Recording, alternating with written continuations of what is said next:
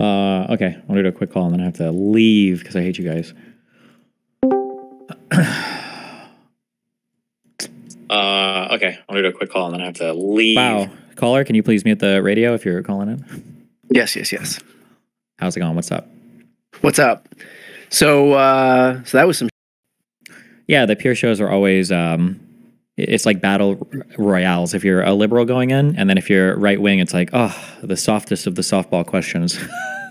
But the best part about Piers is that he is insistent that he's not right wing. He will insist to the ends of the earth. And I've started calling him out on his shows. I didn't do it this time, but the last time I did, I even called out that like he loves to frame himself as being a centrist, and yet I've never heard him say one thing that was like generous to the left over the right. And also anybody with eyes or ears can see how he treats the right wingers on these panels. Like he is just so closely and clearly aligned with them. Yeah, I don't know how to call out. I don't know if there's like a formal name for it, but there's a thing that people will do where what they'll say is that like I criticize both sides.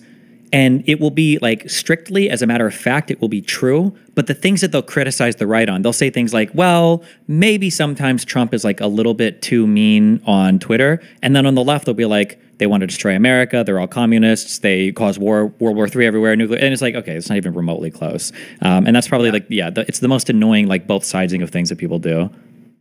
Also, that panel, like basically it was like 4-on-2 for the entire time there. And I don't know who Brianna Wu was. And I actually didn't know who Ben Ferguson was either, but my God, like he will talk until the sun goes down. I mean, I had to tell him at one point, I was like, dude, just like at any point stop talking so that somebody else can talk. Yeah, and I'm pretty sure it almost seems like Pacman wasn't joking, where he was like, if you let me say this thing, I won't talk for the rest of the show. Pacman said like 5 sentences. Like after 30 minutes, he just like completely stopped talking.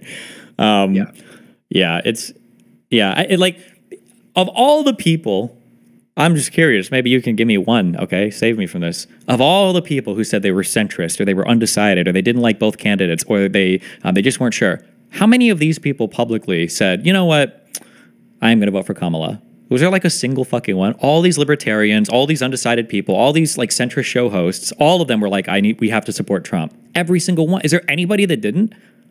Do you mean these people who like parade themselves around as like these centrists, like the Tim Pool, where the Tim Pools, the Dave Smiths, I think Dave Smith, I don't know if it was the first time he announced it, but he said with Piers, he's like, yeah, when he was sitting next to me, he was like, yeah, and I've decided that's why I have to support Trump. That's why I'm going to support Trump. So like, yeah, literally nobody is surprised, dude. There's not a single unsurprised person listening to this. Like, what? Dave Smith is voting for Donald Trump? Like, no way. Like, yeah. No, but it's actually their branding is smart in the sense that Republicans love to feel like they got one, like they got somebody from the left, and so they just let them fail all the way up. I mean, Tim Pool does that with his branding. Candace Owens does that with her branding, where she loves to pretend that she's some reformed, enlightened former Democrat. But these people are just through and through Republicans, and in large part, they're far right Republicans. They're no different than the exact MAGA base that they align themselves with. Yeah, they were leftist for like reasons that were not at all like center or core when it comes to like policy stuff. And it's funny too, because you'll listen to these people like, I've always been a Democrat, like there were strong Democrats that I supported, like Andrew Yang and Tulsi Gabbard, but I don't know if I could be with the party anymore. It's like, oh my God, like fucking kill me, dude. And then like, again, like the Republicans will say, for anybody that doesn't support Trump, they're not even Republicans, they call them rhinos, right? Like if you were to go up to a Republican and be like, yeah, I'm like a pretty strong Republican, I support people like, like Liz Cheney and stuff, like they'll look at you like, oh, you're not even a real Republican then, Yeah. Right. And yet they still skate by on their longtime liberal bona fides, and yet they'll deny somebody who is like a Liz Cheney, like the daughter of the Republican vice president, who is so deep in the center of the Republican Party that like Dick Cheney, are you kidding me? He's like the quintessential Republican, but that doesn't count because, whatever. And it's like these like late age millennial, early age Gen X types who will say things like, well, I voted for Obama. And it's like, bro, what, when you were 21 in college? Like, why the fuck do I care? Like, you get a lot of credit for that? Like, everybody voted for fucking Obama. Come on. Yeah. Yeah. So I don't know. I mean, what did you think about the rest of the? I missed your commentary on the earlier part of the debate, but curious to see what you thought about like. I think the disconnect was like Piers and these Republicans. First of all, I mean, the only time I've literally ever spoken about trans issues was on Piers' show, and that's because they know that it's an issue that that benefits them to talk about over and over and over again. But like, there is no Democratic circles that are talking about gender reassignment surgeries in prison, that are talking about, like that kind of stuff. Yeah, I mean, it's a super minor point. I don't know how much of you watch me talk about this, but like there are these like unified groups on the right and left, but the biggest difference is that the right is very supportive of the party and the candidate, and the left is not. So you have this like weird media world where, let's say that Donald Trump runs over 3 school children, and now I'm on my podcast and I say, yeah, Donald Trump is horrible and evil. He ran over 3 school children. Well, what is Donald Trump going to do? He's not going on any left-leaning platforms, but he can run this entire media circuit on the right and the center, never get questioned about it, not critically. Right. And not only that, but he can generate new attacks against people on the left. And then what happens when you're on the left? Okay, well, when you're on the left, you got to look at your media platforms. Okay, well, you can't go to any far left platforms. Okay, if I'm Kamala Harris, I'm never going to, like, I don't even know if Jimmy Dore counts as far left. We're never going to Jimmy Dore, never going on Breaking Points. We're never going on Hassan Piker. We're never going to these places, okay? Because they hate us, okay? Then you look at the center left. Now you go to the center left, and it's the most like finger waving, like hand waving, like, don't you think you should work on your messaging more? Don't you think that we need to be better about that? Don't we need to be more responsible in our thing here? Like, don't we need to be more critical of ourselves? Like, don't we need to figure this shit out? And it's like, damn, where the fuck was this on the Republican side after 2020? Like, if you ask a Republican, like, what was the self-reflection that you did after 2020? They go, why the fuck would I self-reflect? The election was rigged. Donald Trump is running again. We're coming for you in 2024, and we're gonna win next time. It's like, okay. Right. And the worst part about that is because they decided to bury their heads in the sand and pretend that an election that was stolen, pretend that an election that was legitimate was stolen. Now they've actually been validated in that strategy. There's no reason for them to do any self-reflection because it actually worked out for them in the end. Like, now that Trump has won, they're never going to change. I mean, this election was important because it would have served as a proof point that just straight up lying to your audience might not pay dividends. But in fact, now there's no reason for them to operate within the confines of any reality other than what they just create for themselves, because look, like, now they're in full power, and they did it on the back of this 4-year disinformation campaign where they can just claim that Trump lost the election, even though now, I mean, the logic that I put forward during the debate was the logic that I still hold now, which is this idea that, like, okay, so when Democrats were out of government, we figured out a way to cheat, to rig the election, and then A, we don't have that ability now that we do control the government, and then B, we just decided not to deploy it this time? Yeah, that was my, I've made this argument a few times that somehow when there's a Republican president, he loses control of all of his federal agencies. Because remember, all of the Twitter files when the FBI was telling Twitter not to do, not to host Republicans, and remember all the big lockdowns that were happening and the BLM riot, like everything, all this is happening under a Republican president, right? The FBI, Deep State, Antifa, January 6th, all of that. But then as soon as a Democrat is in office, well, holy fuck, what's the Deep State doing now? Convicting his fucking son of crazy gun crimes and shit. What the fuck? Like, it's not even remote. And you've got like fucking her report, and you've got Merrick Garland being like, we need a special counsel for these Biden documents. Biden got in more trouble for his documents shit than Donald Trump did for the obstruction for his documents in Mar-a-Lago. What the fuck? And then these guys have the nerve to say, well, there needs to be accountability for the Biden crime family. Give me a fucking break. Oh my God. The interesting thing is, too, like, when a Republican gets in office, all the things that they would complain about when Democrats were in office, all of a sudden, like, they'll get all the praise for anything that's good. But if anything goes bad when a Republican is in office, then it's no longer the federal government's fault. Then it's the state where whatever incident happened, it's their fault. And if it's a red state, then it's the city's fault where those where those Democrats are located. So they can just go down the line until they find some Democratic contingent to be able to blame. But like on the right, it's not that case at all. 100%. And also, get ready to hear about all those things that didn't matter before. Things like, oh, GDP, that doesn't represent Americans. Oh, the stock market, well, not every American is. Get ready to hear all those same conservatives being like, oh, well, our GDP is at all-time highs. Oh, well, the stock market is actually growing more than it ever has been. All those things that didn't matter are going to become the most important figures. And remember when they're saying things like, well, prices aren't falling? Remember when you thought Republicans didn't understand what year-over-year inflation meant? And all of them are going to understand it magically. At the end of Trump's 4 years, when prices haven't gone down and they've even increased, all of them are going to become fucking economic statisticians. Well, they'll be like, why would you expect a reduction in the cost of goods? Like, the CPI never actually reduces like that. Like, it's impossible to bring down unless you engage in deflationary spiral. Like, all of a sudden they'll know it all. Like, where the fuck was this 4 years ago? Well, you've already seen that there are charts that chart out consumer sentiment, and already the Republicans, since the day Trump won, have like spiked in terms of how they view consumer sentiment now that Trump has won. So nothing has changed with the economy between today and 10 days ago or 20 days ago, but consumer sentiment among Republicans has spiked now because now that Trump's in office, all of a sudden they're warming up to the economy that he's about to inherit. Well, remember before, was it a year ago that people were saying that the Biden crash of the economy that was going to destroy it, but then obviously the market rebounded. It was like 24 hours long. Yeah, and then when the market rebounded and went up, remember, it was because, what did Donald Trump say? The stock market recovered because they think that I'm going to win the next election. Just in anticipation of his victory. Any day where he decided he had a good enough poll, then any increase in the stock market was completely his, credited to him, and then any day where it went down was just Joe Biden, Kamala Harris's fault. Yeah. Yeah, it's wild. It's the media environment is just crazy. Like, I don't know. Yeah, there needs to be more accountability for these guys. The whole weren't you better off? The sad thing is, there won't be because, like, again, to the point I just made, now they have every incentive to double down on the lies because they know they are so insulated in the right-wing media bubble and nothing gets through that they can like take this position that Kamala Harris had in 2019 that she has since disavowed, to the dismay, by the way, of even far left or progressive outlets. I know that The Nation wrote an article about her where they were lamenting the fact that she didn't hold this position anymore about trans inmates getting gender reassignment surgeries, but now there's no incentive to do that because they've seen that they could just pick some position, throw a fuck ton of money behind it, and there's no way for anybody to find out otherwise. Like, there really isn't. I mean, that's what they did in this. They made out of whole cloth a position that they said she predicated her campaign on, and everybody believed it. It was like one of the most effective campaigns in this cycle, the one where she made those comments. And so I don't know how we move forward from this, and these people like have any scruples about what they're saying because there's no incentive to do that on the right anymore. Yeah, it's all about incentives. Anytime people are acting in weird ways, I always tell people like to look at the incentives. Like if you see a child screaming in a store and you're like, God, what an annoying, stupid child. But then like the mom gives them the candy bar or the dad gives them the candy bar. It's like, well, no, the child's smart. He's doing exactly what he needs to. And I was telling people, like, some people were asking, what do you think is the worst thing that could happen for a Trump presidency?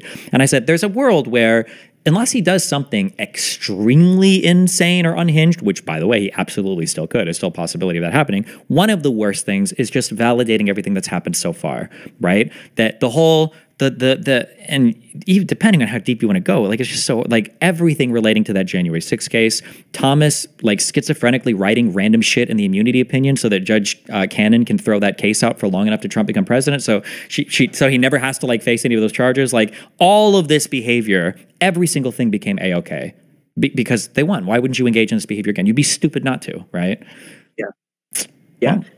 So like, the problem that you brought up before, too, is that in building up the left ecosystem is that I feel like you get your cred on the right by showing how closely aligned with the God King, with Donald Trump, you can be. And then on the left, you get your cred by showing how disaligned with the Democrats you can be. Like, you can say, like, I get my bona fides in showing how hard against the Democratic Party I can push. And so you have a Republican Party against the Democrats. You have a right-wing media ecosystem against the Democrats. You have a left-wing media ecosystem that's against the Democrats. And so it's no wonder that where people are actually getting their news, there's nobody advocating for the very party, that's actually trying to push forward any progressive, agenda item. It is completely and utterly fucked. Like people would laugh at me when I go on shows and they're like, "Who are you voting for?" Whatever. Because I think I'm probably one of the only left-leaning people on the internet who is like, I am voting for Kamala or Biden 100%. It's not even close. Like, even the people that are willing to say it are like, I know they have a lot of problems, and I don't support the double genocide, but like, right. I think you have to vote for Kamala. It's like, bro, Jesus Christ! Like, it's like being at a fucking wedding, and the guy's like, "Do you take her to be your lawfully wedded wife?" And you're like, I guess. It's like, Jesus Christ, where's the enthusiasm, right? Meanwhile, on the right, these like centrists are more for Trump than people that are supposed to be, ostensibly supportive of the Democratic Party, purportedly, but not actually. But like barely even supportive of the candidate. It's crazy. Yeah. What are you doing, like, moving forward then in terms of like, what have you seen from this election that's going to inform some change that you're going to make moving forward? Are you doing anything different? You're just like trying to... I'm working on like writing out a bunch of stuff where I'm just trying to like get my mind around like how the media environment is working for a lot of these conservatives. And then I just want to I really want to internalize that and then just kind of start throwing parts of it at other people when I talk to see how they feel about it. And then once I understand how it works, I need to figure out how to be disruptive of it. So like one of the things that you just said is one of the observations I've made. I think it's one of the largest problems. It's my heading for this is like left-wing media is not unified around the party nor the candidates. I think that's a huge problem. Your only buy-in for the right is you have to support Donald Trump. And if you do it, you're in. You've got it. You're good. but they enforce. People will say things like the left wing does infighting so much, but the right wing doesn't infight. That's not true. The right wing is incredibly stringent about infighting. You have to support Trump. The reason why the left wing seems like they infight more is because they do engage in infighting, but the infighting is to support like nobody. The infighting is that you have to be like almost like this like anti-American or this rabidly crazy progressive LGBT stuff or whatever, the stuff that like most people don't even buy into, and they're very fixated on that. There's a zero tolerance policy for any dissent on the most pure on the most pure aspects of the. I cannot tell you how many times I've been told like, oh, this guy calls himself a progressive when he he's not fully on board with XYZ. Yeah, and so you will be like relegated into some category of a neo-lib shill unless you take even if you support some edge case position that 90% of the country doesn't support. Yeah. I'm perma-banned from Twitch largely because it was a huge argument got into where I think that trans women shouldn't be in the same supporting categories as cis women. So it's a belief that I have. I think I can back that up a lot of data, but that's it. But otherwise, I'm like a super rabidly like pro-trans. Like if you're 14 and they can figure out you're trans, have hormones, whatever. But like that's enough to like excise me. There are other reasons too. I don't like me on the far left. But all of that, even aside, I wouldn't even mind that purity testing as much if at least they supported the candidate. But they don't even support the fucking candidate. There's not like you need to be on board with Palestine, you need to be on board with all this stuff, okay, and we all vote for Biden or we all vote for Harris. But they don't even support the fucking candidate. Right. And I think like, at the end of the day, like that's why when you see, for example, a lot of these ballot initiatives and measures that are passing, these progressive measures passing in places like Missouri and Florida, and yet the candidates lose because there's no connection between any of this, any of the agenda and the actual people who are going to work to enact the agenda. Yeah, and that's because we have no support among among our influencer class, media class for the actual people. It's just like a lot of it is just support for these ideas as like nebulous ideas, these ideas like in a vacuum, but not the people who are going to espouse them because inevitably you're going to find some imperfection with them. They're not going to, pass whatever purity test you've imposed, and so can't support that person, but still the issue unto itself will stand. A single statement is enough to vindicate a Republican politician, and a single statement is enough to crucify a left-wing politician, and that's true on both sides. Donald Trump gave an hour-plus speech at the Ellipse where he is just on an unhinged rant about fighting for the country, forcing people to choose fake electors. You're going to lose everything. We have to give them strength to make the right to do all this shit. And one sentence was, I know you'll go marching peacefully. And somebody's like, well, that vindicates every single thing that happened that day. Meanwhile, for Kamala Harris, one of the most repeated talking points was the fucking transgender surgeries for inmates in federal prisons. Like, this is like two people. What the fuck are we talking about? Yeah. Well, no, that they love to do that. It's such an interesting tactic that they take. So like Trump could have made a speech where he's like, we need to rip them apart, go storm the Capitol, beat the shit out of them. You should go down there peacefully. And like one comment that he makes, they decide absolves all of the times that he.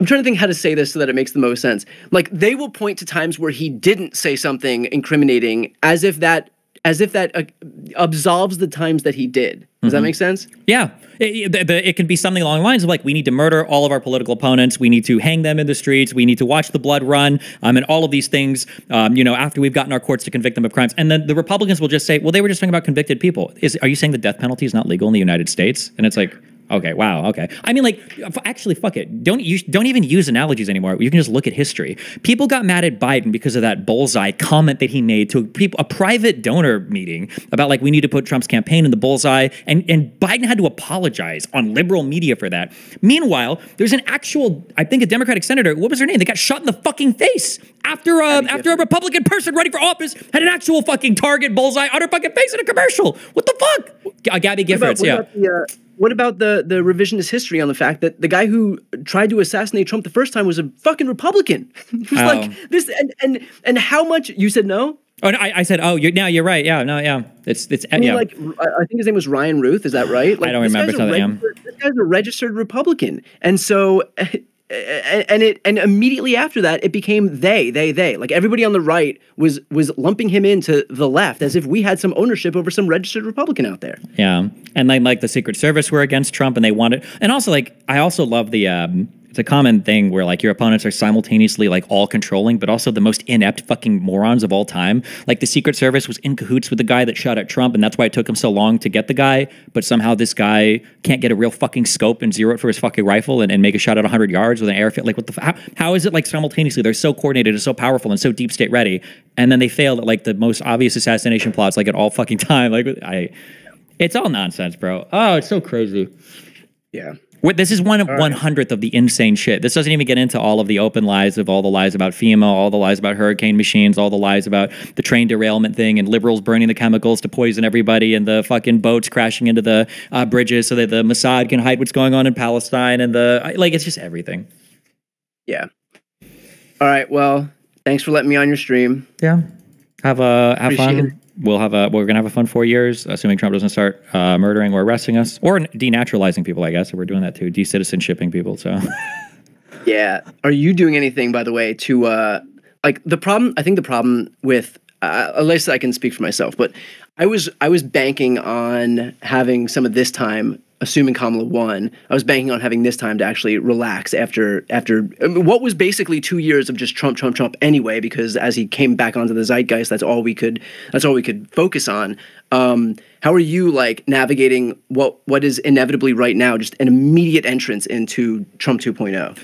I want to see a significant change in the media landscape. So whereas before I was a lot more conservative with my approach to candidates and parties, I'm trying to, I've got a few meetings set up and I'm trying to bark up a lot of DNC trees right now. Like I would like to be, the idea is I would like to be in charge of or have a major role in one of the 2026 Democratic campaigns, like for federal, like House or Senate or governor race.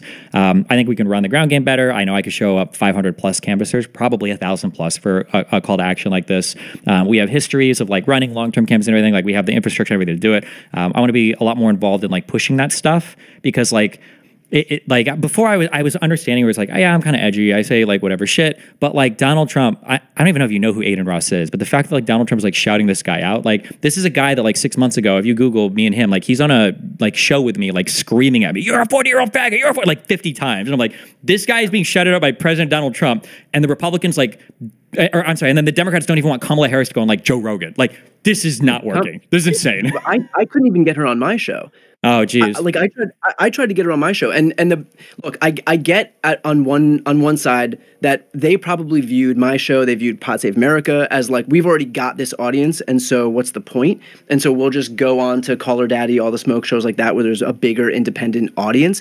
But at the same time, that is a failure of this campaign to use this rare moment in time where the whole world is watching and actually validate these creators who are then going to move forward and advocate for your agenda for the next 12 months a year. Like, and nobody laid hands on anybody in left of center media at all. Yeah.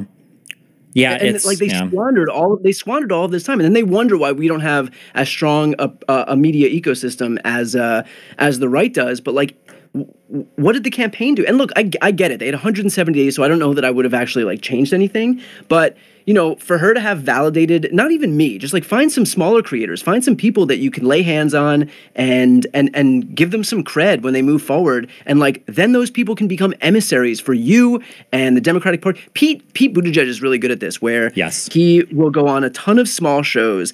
And not only does that help these shows, because now they've got Pete, they've got a stamp of approval, they can get more views themselves, but like, that 10 minutes he gave them, these people are going to be such big fucking fans of this guy forever because of what he did for them. And those people can be evangelists for him. They can be missionaries for this guy moving forward. And so it's a win-win. Like they're going to sing his praises for the rest of their careers, basically. And now those people have a megaphone too to do the day-to-day work that the party needs. Yeah. The Democratic establishment needs to get better at like weaponizing their members in Congress to actually go out and do things. Unfortunately, but they won't. They'll just go on like they just keep. I think they view it as not being a legitimate appearance on some media outlet unless it's got the halo of mainstream media, unless it's like CBS or ABC or CNN. But you have to. Like, the thing is, and this comes down to like understanding the media environments, and everybody does this today. You're playing a lot for the short clips and everything because maybe going on a Brian Tyler Cohen or even like a Destiny stream or even a smaller stream, maybe that doesn't get very many views. Maybe it gets 20,000 views on YouTube, which is nothing. But maybe you have a clip on that it actually is like resonating with people. And then it goes on TikTok and then it blows up. And now you've got people in mainstream media that are talking about that particular thing, right? And this is the type of attention grabbing. Again, you've got so many people, what is it, over 600 members in Congress, according to Jill Stein? You've got so many people in Congress, okay? Use these people. Send them out to do shows and stuff. The only people that are willing to do it are very, very, very far left, is your AOCs. AOC needs to be a fucking model for how to engage with the media. She was like one of the most popular politicians in the world as a member of the House of Representatives. It needs to be more, Ro Khanna does a decent job. Pete Buttigieg does a really good job, obviously, of going out. Like more of these guys need to go out and like get active on stuff like this, Yeah, but they don't. I mean, the sad part is, like, we had this rare sliver of time where these people again could have laid hands, and like all of the major moments, all of the news. When was the last time you saw a Republican figure break news on any mainstream media outlet? They've always given their news to Breitbart or Daily Wire or Steve Bannon's podcast. That's where they break news, because they know that's going to drive people's attention to those outlets. And yet the Democrats only give it. Like I've had, I think, it must be over 295 interviews at this point. And like, no one has been like, hey, we want to break some news on your show. They will save that for like something that has the glossy veneer of mainstream media. The same mainstream media that 5 minutes later they'll turn around and criticize because they do both sides of them. I mean, how many times do you see Democrats complain about Axios or Politico or any of these shows? And yet, like, they still reward them. Like, talk about incentive structure. They reward these people with all of the news anyway, even though regardless of how much they complain about it. Yeah, like the approach is crazy. Like if you've ever gone through the slides on that Fox v. Dominion lawsuit, like Fox News is like, what are the intentional lies that we can tell our audience to keep them from going to OAN or Newsmax? And then on the left, it's like, okay, well, how are we going to challenge Kamala and Biden in the most brutal fucking way possible to keep ourselves honest? It's like, It's just not the same environment. It's not even close. Yeah. Which like doesn't mean that you can't be critical. And in fact, if I'm going to do one thing moving forward, I mean, now that we didn't win the election, and there is not even any leader of the Democratic Party.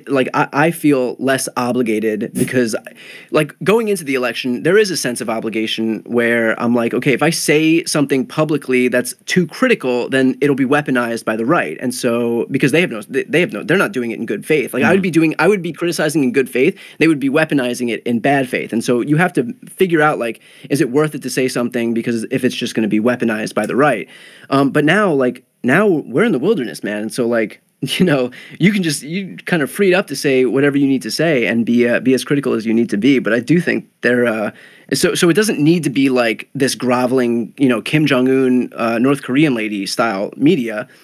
But at the same time, there has to be some sense of, like, if you are as progressive as you claim to be, then you get nowhere by hurting the only party that's going to get you the closest to it. Yes, they're not going to satisfy whatever purity test you've imposed, but, like, it's a hell of a lot closer than than what we're in right now. Where, like, Lee Zeldin with a 14% rating from the League of Conservation Voters is going to be in charge of the EPA, where Matt Gaetz is going to be in charge of the Department of Justice, right?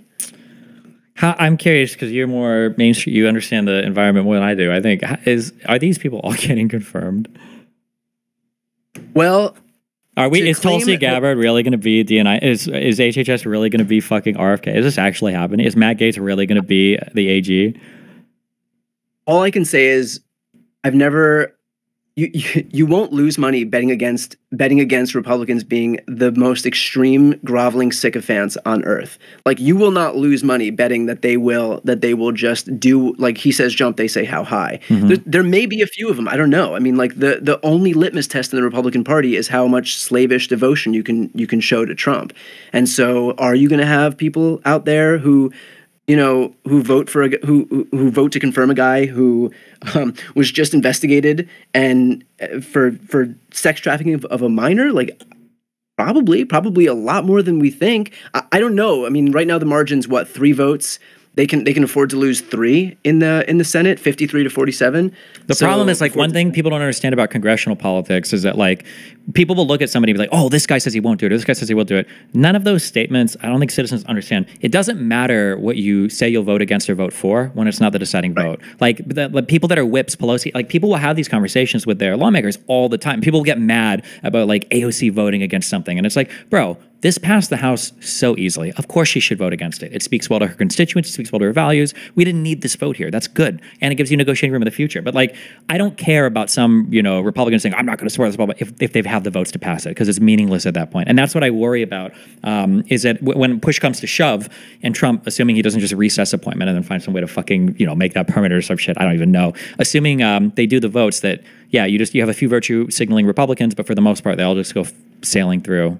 That's what's going to happen. What remains to be seen is whether there's enough of those Republicans who actually stand up with Tulsi. Like the main ones, I think. I mean, look, Pete Hegseth is the luckiest guy on earth right now, because this whole clown car that followed him makes him look like he's Winston Churchill trying to get a job in this cabinet. I mean, but Tulsi and Gates are legitimate concerns, and I don't know. I mean, like right now, based on some of the reporting you're going to hear, there's going to be people expressing concern. You'll have the Susan Collins of the world, but like, remember, these are the same people that express concern about Kavanaugh, and like were so easily duped, or so willing to be duped when he said he respected precedent. And my biggest for him anyway. Yeah, my biggest concern too is that like if you machine gun out like 15 or 20, or I don't know what is the total number of cabinet level or cabinet equivalent picks that the president has? Do you know the number is? Maybe like 44. Does that sound right? Oh, because it was 40 out of 44 Trump cabinet. But I wonder if that included multiple positions. Whatever. Regardless, if they end up machine gunning out like, oh no, there's 15. There's 15. Okay, gotcha. If they end up machine gunning out like 13 unhinged picks and like 2 reasonable ones, and then it comes back and they're like, well, we pumped the brakes on this, we got rid of like 3 or 4 of these that were over the line. It's like, okay, well, fuck me, right? And that's going to be the talking point too. If 9 unhinged people get in, I don't want to have 4 years of debating people where I'm like, I can't believe that fucking RFK, who's the head of the fucking FDA or not, the HHS, has like now basically in a roundabout way made it so that like you need a 20-year approval wait time on vaccines. And then somebody's like, wasn't it enough that they took out Tulsi Gabbard from you? Like, wasn't it enough that they blocked this one? And it's like, no, it wasn't enough. The other people are fucking unhinged too.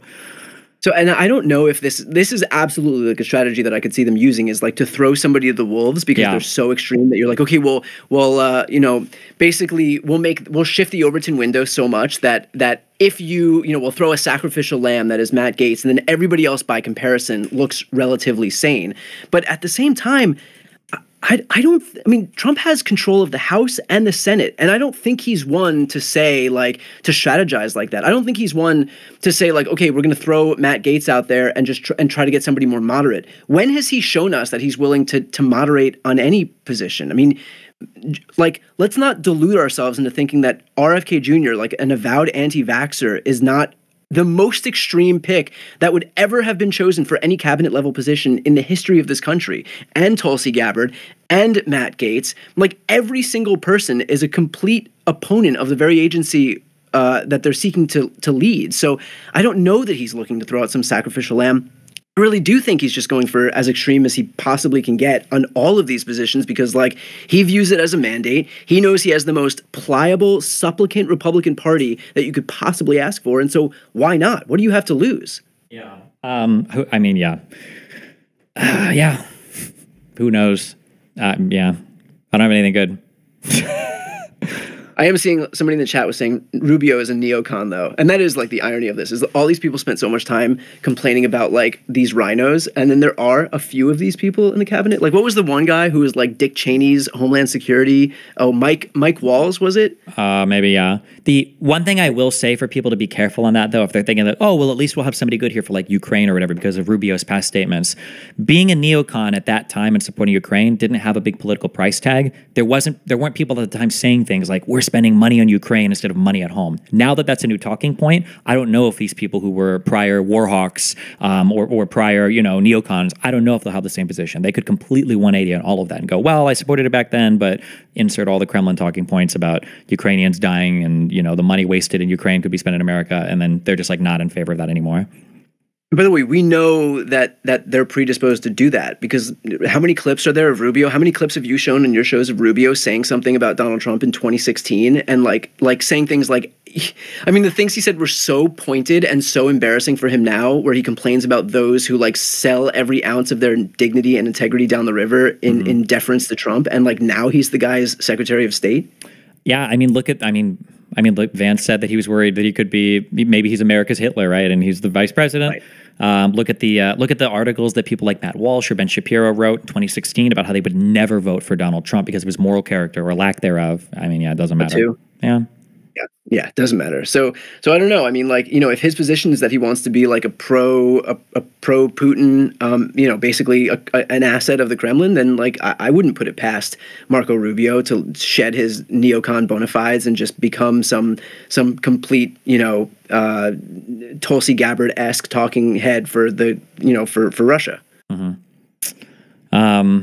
Yeah, and this doesn't even touch the Elon Musk insanity and everything related to that. So. Yeah. I got a dinner that I'm probably gonna be late for now. So, any final thoughts or parting words or anything? Or that's it. Catch you for the next one. All right. Thanks for having on. Good luck. See you later. Bye. See ya.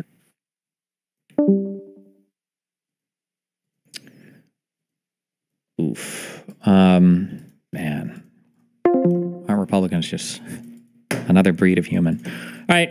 I love you guys. Have fun. River and cappuccino, cappuccino, cappuccino. So I'll catch you guys next. Stream here now. Stay safe.